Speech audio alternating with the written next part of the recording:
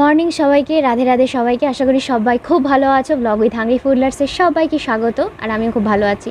সকাল সকাল গোপুর দর্শন আর ঠাকুর ঘরে সব দেবদেবীর দর্শন তোমাদেরকে করিয়ে দিলাম, কারণ সকালে উঠে আমার বরকে ছাড়া ব্রেকফাস্ট করানো, স্নান করে তারপরে ফার্স্ট কাজ হচ্ছে পুজো দেওয়া।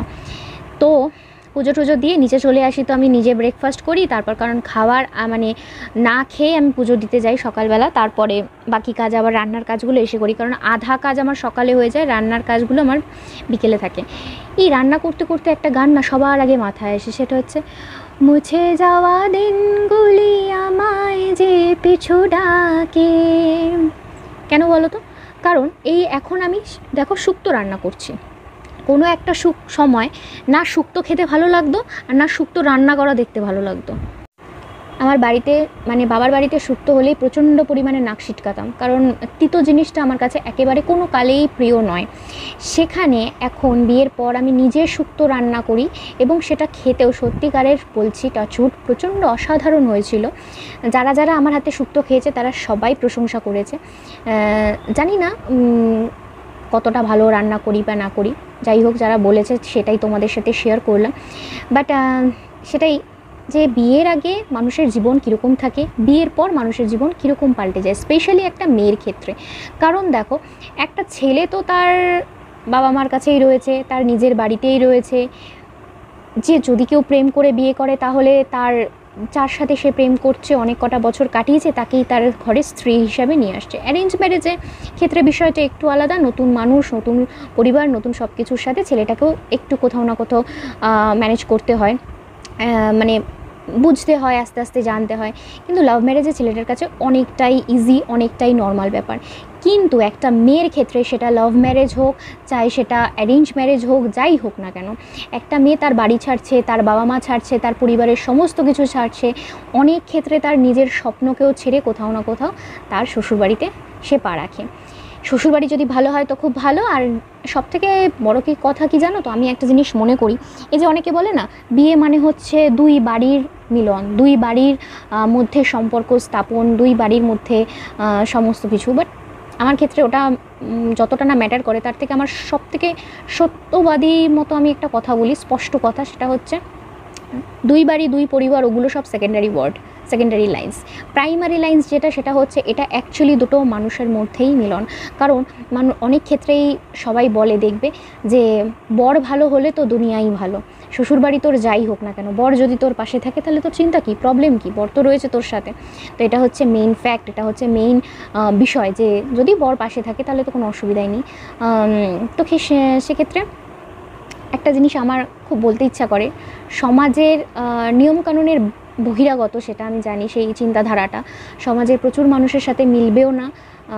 তবুও আমার মনে হয় যে একটা মেয়ে যেমন তার যেমন ধরো আমরাই, আমার বাবা মার দুই মেয়ে, তো আমার বাবা মার সেক্ষেত্রে, আমার বাবা এখন নেই, তো সেক্ষেত্রে কেউ নেই, ছেলে হিসাবে তো কেউ নেই।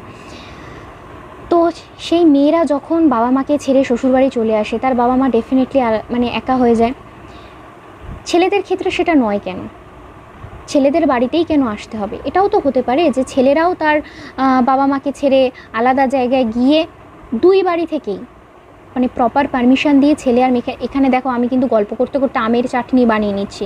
এখানে একটা ইনফরমেশন তোমাদেরকে দিয়ে রাখি, আমের চাটনির একটা স্পেশাল ভিডিও আমার চ্যানেলে কিন্তু অলরেডি রয়েছে, সেটা কি চেক আউট করতে পারো, চ্যানেলে দেখবে আছে। আর চাইলে আমি ডেসক্রিপশানে লিঙ্ক দিয়ে দেবো আমের চাটনি, কারণ ওটা দেখলে তুমি আরও প্রপার জ্ঞানটা পেয়ে যাবে আমের চাটনির বিষয়টা। তো যাই হোক, যেটা বলছিলাম, ধরো দুটো বাড়ি থেকেই যদি এরকম একটা মিউচুয়াল আন্ডারস্ট্যান্ডিংয়ে এখনকার সমাজ ব্যবস্থা হতো, যে ছেলেটা আর মেয়েটা বিবাহের পর তাদের দুজনকেই তাদের নিজের পরিবার, নিজের বাড়ি সমস্ত কিছু ছেড়ে আলাদা জায়গায় বাড়ি, আলাদা জায়গায় সংসার, আলাদা জায়গায় জীবনযাপন সব কিছু শুরু করতে হবে, এবং সেই আলাদা জায়গায় থেকেই ছেলেটাও ইকুয়ালি তার মাকে দেখবে, মেয়েটাও ইকুয়ালি তার বাবা মাকে দেখবে, সেইটা কীরকম হতো বলো তো? তাদের নিজেদের জীবনযাপনও হতো, নিজেদের সংসার, নিজেদের দায়িত্ববোধগুলো তাদের ঘাড়ের উপরে চাপতো, নিজেরা নিজেদের মতন জীবনযাপন শুরু করতে পারতো, এবং ছেলেটাও তার বাবা মাকে দেখতো, মেয়েটাও তার বাবা মাকে দেখতো। সেখানে কিন্তু কারোর কোনো দায়বদ্ধতা মধ্যে কেউ কাউকে বাঁধতে পারতো না, এখানে আজকে দেখো আমি মাংস বানাচ্ছি, আর তোমাদের একটা কথা বলে রাখি, সেটা হচ্ছে আজকে আমি মাংস একটু অন্যরকমভাবে বানাচ্ছি। অন্যদিন ডাইরেক্ট মাংস ভালো করে ম্যারিনেট করে যেভাবে দিয়ে দিই সেরকমভাবেই দিয়ে দিই, বাট আজকে সেটা করিনি। আজকে না একটু মাংসটা ভেজে রান্না করছি। শুনেছি মাংস ভেজে রান্না করলে নাকি খেতে খুব ভালো লাগে। আমি এর আগে একবার দুবার ট্রাই করেছিলাম, বাট সব সময় তোমাদের সাথে সেই রেসিপি দেওয়া হয় না যে মাংস ভেজে করার। বাট আজকে মাংসটা ভেজে রান্না করেছি, খেতে কিন্তু সত্যি অসাধারণ হয়েছিল। মাংস ভাজার পরে যে তেলের মধ্যে যে তেলটা থাকে না, মানে যেই তেল বা জলটা যেটা মাংস থেকে বার হয়, তেল তেল একটা ব্যাপার বার হয়, দেখবে মাংস ভাজলে, চিংড়ি মাছ ভাজলে, এগুলো ভাজলে কিন্তু বার হয়। তো সেইটার মধ্যে মাংসের গ্রেভিটা বানানোর টেস্ট কিন্তু আলাদাই রকমের সুন্দর হয়, আলাদাই রকমের সুন্দর হয়। যেমন মাছের তেলে মাছের ঝোল রান্না করার থেকেও চিংড়ি মাছের তেলে চিংড়ি মাছ রান্না করে দেখবে, মাংস ভাজার তেলে মাংস রান্না করে দেখবে, এগুলো খেতে কিন্তু খুব ভালো হয়। আমি শুনেছি কাঁকড়া ভাজার তেলেও মানে কাঁকড়ার গ্রেভি করলে নাকি খুব ভালো লাগে। যদি আমি কাঁকড়া কোনো দিন খাইনি, খাওয়ার ইচ্ছাও খুব একটা নেই, কারণ আমার বাবার বাড়ি শ্বশুরবাড়ি কোথাও কাঁকড়া খাওয়া হয় না, ভালো লাগে না, হয়তো ভালো লাগে না, বা আমি কোনো দিনই খাইনি, সেই জন্য হয়তো ইন্টারেস্টেড ওরকমভাবে নেই। এই যে তেলটা, এই তেলটা দিয়ে না ভীষণ ভালো একটা গন্ধও বার হচ্ছিলো, জানি না কেন, আমারই লাগছিলো না তোমাদেরও লাগে। তো নর্মালি এবার তারপর ভালো করে যেভাবে মাংস কষা রান্না করে সেরকমভাবেই মাংস কষা রান্না করেছি, একটু ঝোলঝোড়ই রেখেছিলাম, রেখে তারপর করেছি। তো যাই হোক, আমি যে বিষয়টা নিয়ে আলোচনা করছিলাম তোমাদের সাথে, আমি যেটা বললাম সেই বিষয়টা কি খুব খারাপ হতো বলো তো? এই যে একটা মেয়ের মনে কোথাও না কোথাও দেখবে এই ভাবনাটা তো থেকেই যায়, আমি তো সব অ্যাডজাস্ট করলাম, আমি তো সব ছেড়ে এসেছি। প্রত্যেক মেয়েই এই চিন্তাধারাটার মধ্যে থাকে এবং সে সেটাকে মানিয়ে নেয় যে সমাজের নিয়মই সেটা, যে আমার বাবা মাকে ছেড়ে শ্বশুরবাড়িতে গিয়ে থাকতে হবে। কিন্তু ছেলেদের মধ্যে তো এই বিষয়টা নেই। তাই দুজনেই যদি দুজনের থেকে আলাদা, মানে বাড়ি থেকে আলাদা গিয়ে সেপারেটভাবে, সেখানে ছেলের বাবা মাও যেতে পারবে, মেয়ের বাবা মাও যেতে পারবে, এবং ছেলে মেয়ে উভয়ে সাইড থেকে তাদের বাবা মাকে দেখতে পারবে।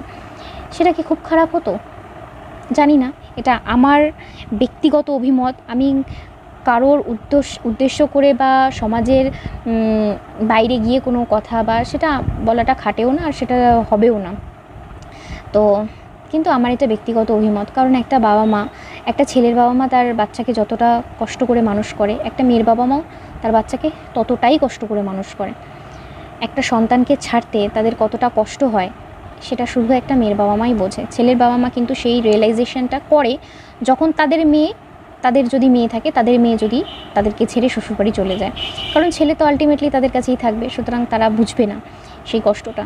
একটা মেয়ে মানে ছেড়ে আসার নিজের বাড়ি, ভাবো একটা মেয়ে 25-26 বছর যেই বাড়িতে জন্মেছে, সেই বাড়িতে বড় হয়েছে, খাওয়া থাকা, বাবা মা আত্মীয় স্বজন সমস্ত কিছু, তার সব স্বপ্ন, তার সব স্মৃতি সেই বাড়িটার সাথে জড়িয়ে থাকে। আর স্মৃতি কিন্তু যতটাই মধুর হয় ততটাও কিন্তু কষ্টদায়ক হয়।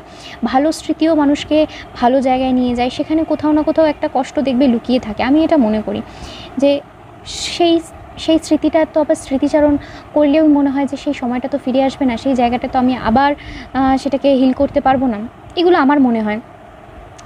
তো সেই জন্যই একটা মেয়ে ছেড়ে আসাটা খুব কষ্টের, সেটা যতদিন না কোনো মেয়ে শ্বশুরবাড়ি যায় সে রিয়েলাইজ করে না। দেখো, গল্প করতে করতে আমার মাংস রান্নাও হয়ে গেছে, আর আমার খুব জোর খিদে পেয়ে গেছে, তাই হঠাৎ করে আমি কুরকুরের কথা মনে পড়েছে। আমার ঘরে কুরকুরে আছে, আমি সেখানে ছুটে চলে এসেছি, কুরকুরে খাচ্ছি। খুব ভালো লাগে, যতগুলো চিপস আছে তার মধ্যে আমার কুরকুরে সব থেকে ভালো লাগে। কুরকুরে নাকি ক্ষতি করে সব থেকে বেশি, বাট আমার সব থেকে ভালো লাগে এই কুরকুরে। এই দেখো, আমার মাংস একদম রেডি, তন্দুরুস্ত মাংস রান্না করেছি আমি, একদম খেলেই একদম তন্দুরুস্ত হয়ে যাবে যে খাবে।